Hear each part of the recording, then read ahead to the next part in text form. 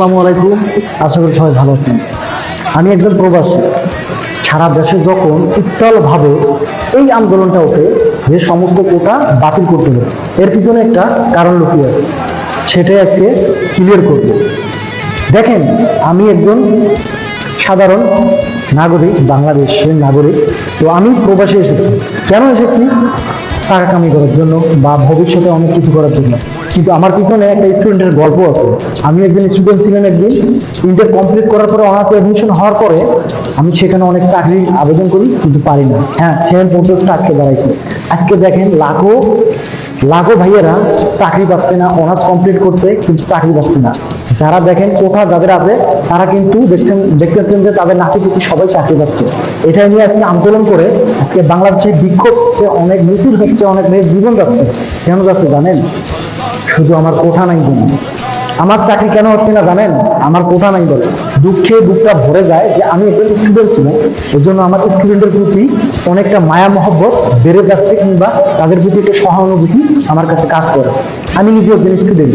এই স্টুডেন্ট লাইফে লেখাপড়া চলাকালীন অবস্থায় এতটা ক্লাস কমপ্লিট করার পরে, ইন্টার কমপ্লিট করার পরে, অনার্স কমপ্লিট করার পরে একটা মানুষ প্রবাসে এসে চাকরি না পাওয়ার কারণে প্রবাসে এসে কষ্ট করে। জানলে অবাক হবেন, একটা করে প্রবাসী যতটা লেখাপড়া করে এসে এই প্রবাসী রোদে এবং কষ্টের কাজ করতেছে, আপনারা জানলে অবাক হবেন। আসলে আসলে আমাদের দেশের এই ভাবমূর্তিটা কোথায় নষ্ট করেছে। আমাদের কোনো স্থান নেই, কোনো চাকরি নেই।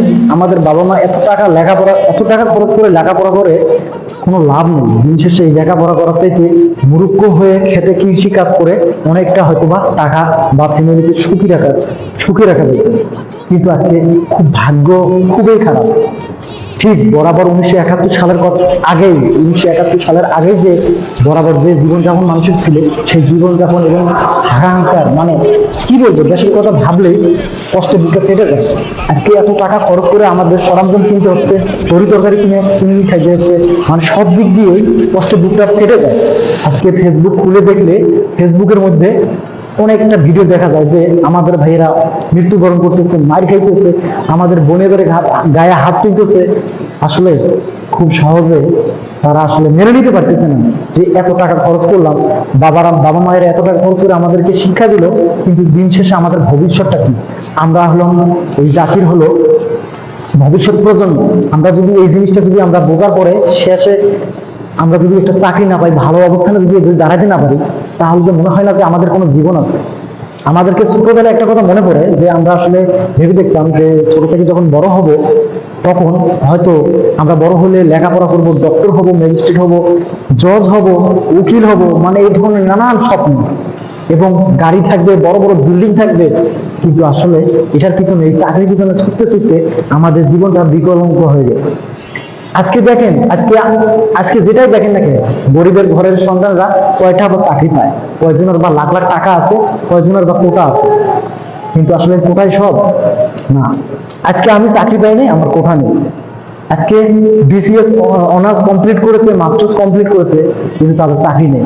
আজকে যারা, আমার মনে হয় যে আমি স্টুডেন্ট হিসেবে আমার মনে হয় যে ছাত্ররা, যে আমার শুভাকাঙ্ক্ষীরা যারা স্টুডেন্ট লাইফ এখন ফেস করতেছেন, মাঠে নেমেছেন, আমার মনে হয় সমস্ত নির্বিশেষে, দল মত নির্বিশেষে যে মানুষগুলো আছেন, যাদের সন্তান স্টুডেন্ট, এত টাকা খরচ করে লেখাপড়া করাইতেছেন, আমার মনে হয় সমস্ত মানুষকে এই আন্দোলনে, এই ডাকে সাড়া দেওয়া উচিত ছিল। কেননা যত বড় ক্ষমতা হোক না কেন, যত বড় রাজপ্রাসাদ থাকুক না কেন, যত বড় শক্তিশালী হোক না কেন, আজ পর্যন্ত স্টুডেন্টের কাছে কেউ জিততে পারেনি। কারণ দিন শেষে জয় হয়েছে স্টুডেন্টরা। ইনশাআল্লাহ আপনারা সবাই, আমি আহ্বান করব যে আপনারা আপনাদের সন্তান, আপনাদের মেয়েরা আজকে রাস্তায় কিছু কুলাঙ্কারের জন্য আজকে আমাদের সমাজটা এইভাবে মার খেতেছে, আমাদের স্টুডেন্ট, আমাদের শুভাকাঙ্ক্ষীরা মার খেতেছে, আমরা এটা কখনো মুখ বুঝে সহ্য করব না। আমরা দুর্বল প্রতিবাদ, যেন আমরা এই প্রতিবাদটা করতে পারি যে আমার সন্তান রক্ত ঝরাইতেছে, আমার সন্তানের রক্ত ঝরার আগে আমি মুছে দিতে পারি। এর নামে হচ্ছে প্রতিবাদ।